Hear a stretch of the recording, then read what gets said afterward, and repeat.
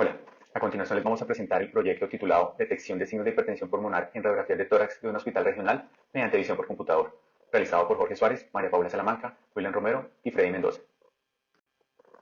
Este es el resumen gráfico del proyecto en el cual se muestra que está desarrollado dentro de una metodología de Analytics con una descripción del problema, una exploración y preparación de los datos, un análisis de los modelos a seleccionar, su desarrollo, calibración, la visualización de los resultados, una implementación y demostración de su utilidad. La hipertensión pulmonar se define por consenso como la presión pulmonar arterial media mayor a 20 milímetros de mercurio y medida por cateterismo.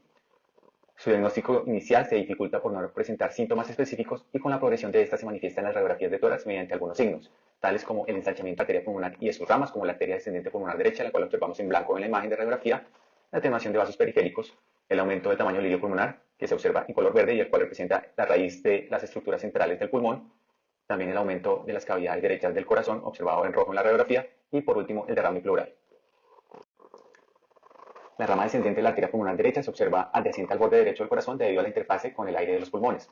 Su diámetro puede variar por factores como la edad, el sexo, el índice de masa corporal y la gravedad y el tipo de hipertensión pulmonar. Tradicionalmente se ha tomado como diámetro patológico 15 milímetros en una radiografía posterior anterior con una variedad de rendimiento diagnóstico de este método.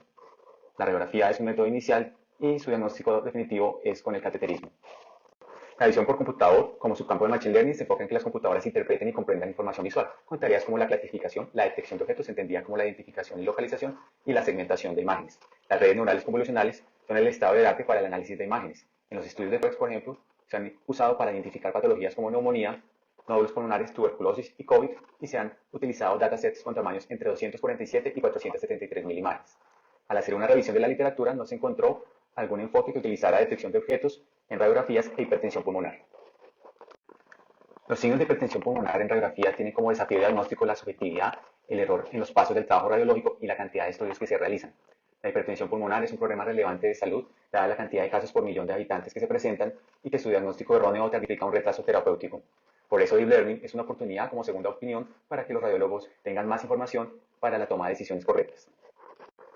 El objetivo de este proyecto es desarrollar un modelo de aprendizaje profundo de detección de objetos para clasificar signos de hipertensión pulmonar en radiografías de tórax posterior anterior y anteroposterior de un hospital regional, procesando imágenes con código abierto y escribir las métricas de su rendimiento diagnóstico.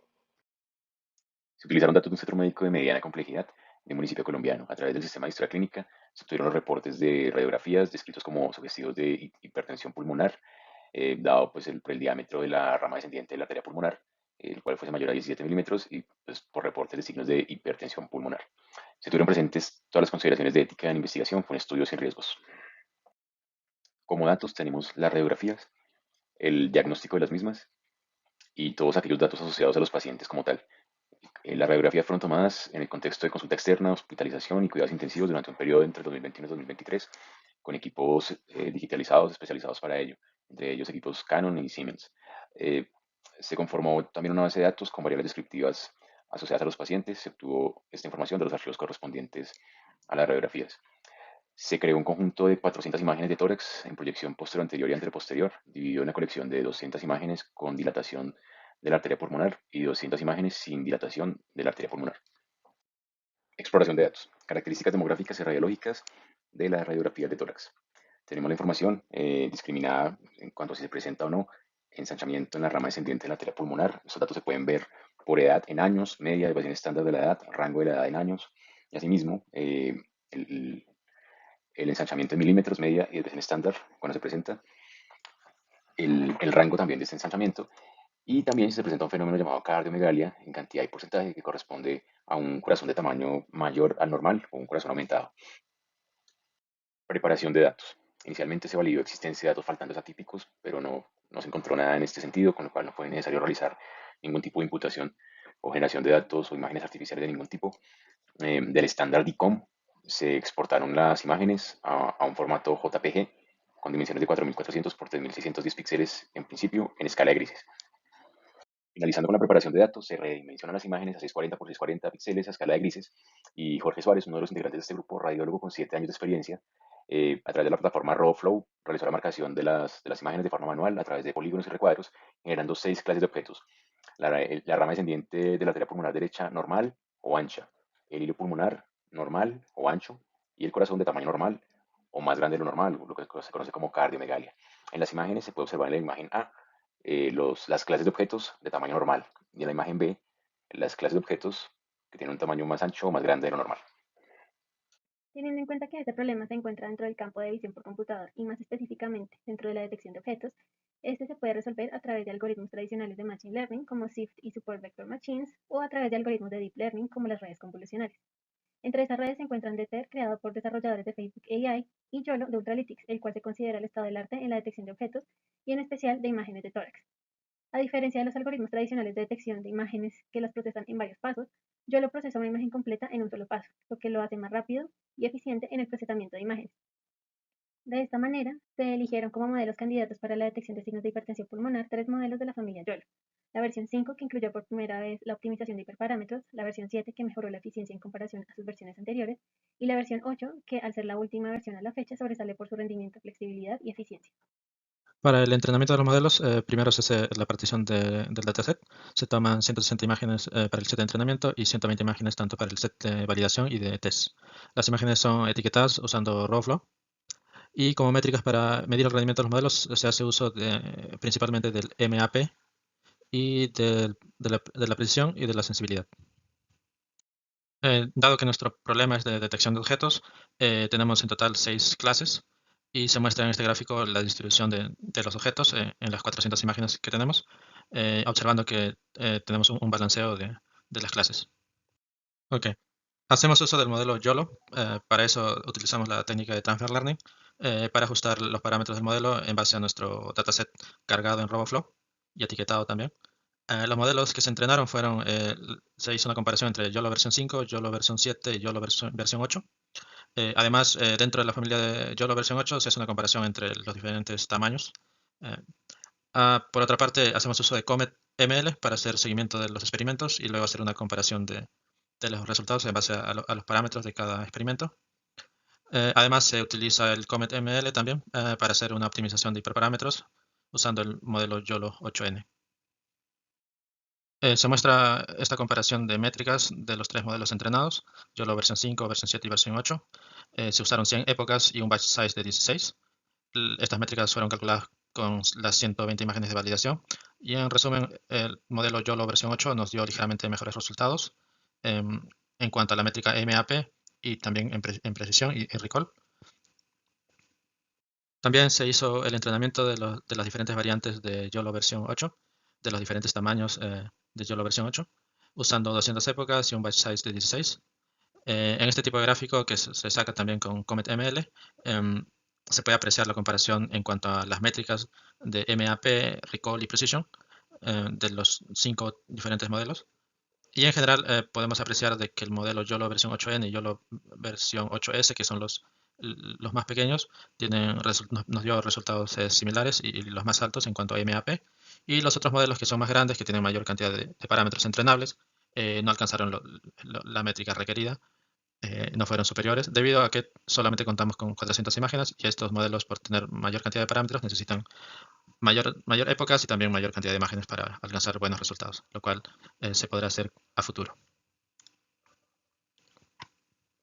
Hacemos un ajuste de hiperparámetros usando Comet ML Optimizer para el modelo YOLO versión 8N. Se ajusta el número de épocas, el batch size y el optimizador de gradiente descendente. Se usa YOLO versión 8N por ser más rápido en entrenar, dado que el ajuste consiste en entrenar varias veces el modelo con diferentes hiperparámetros. Después obtenemos una gráfica que también se obtiene con Comet ML, donde podemos apreciar eh, la métrica asociada a los hiperparámetros, la métrica MAP, y en general lo que nos indica el optimizador es que debemos usar un número de épocas de 190 y un batch size de 16 y el optimizador de SGD. El mejor resultado se obtuvo con YOLO versión 8N usando 170 épocas y un batch size de 16. Las métricas son las que se muestran por cada clase. La métrica más importante es la MAP, donde se obtuvo un MAP de 75% para el total de las clases, y una precisión de 62% y una sensibilidad del 77%. Como observación, el MAP más bajo fue para la clase de agrandamiento iliar y el más alto fue para la clase iliar normal.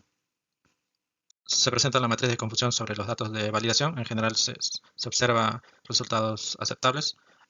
Existen precisiones bajas en algunas clases que podrían ser mejoradas. Por ejemplo, para la clase hilio ancho se presenta una precisión baja, muy baja, que bueno, seguramente a futuro podemos mejorar cuando tengamos más imágenes.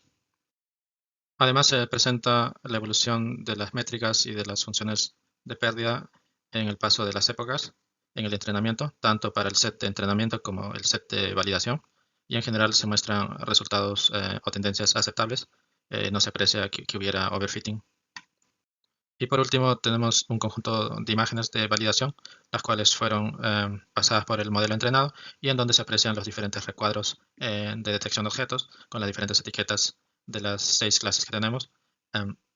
Se usó un confidence de 0.25 y bueno, en general podemos observar que el modelo está correctamente configurado y está listo para predecir o detectar los objetos en imágenes nuevas. Las métricas de detección de objetos en estructuras vectoras en general fueron buenas y mayores cuando se incluían 3 clases: la arteria pulmonar descendente derecha, el ilio y el tamaño del corazón. El menor rendimiento se obtuvo para la detección de objeto del ilio, lo cual puede representar una dificultad para clasificar entre un ilio normal y uno ancho. Para probar la utilidad de este proyecto también se hizo una validación externa utilizando un conjunto diferente de imágenes disponible en Internet conformado por 20 radiografías de hombres y mujeres.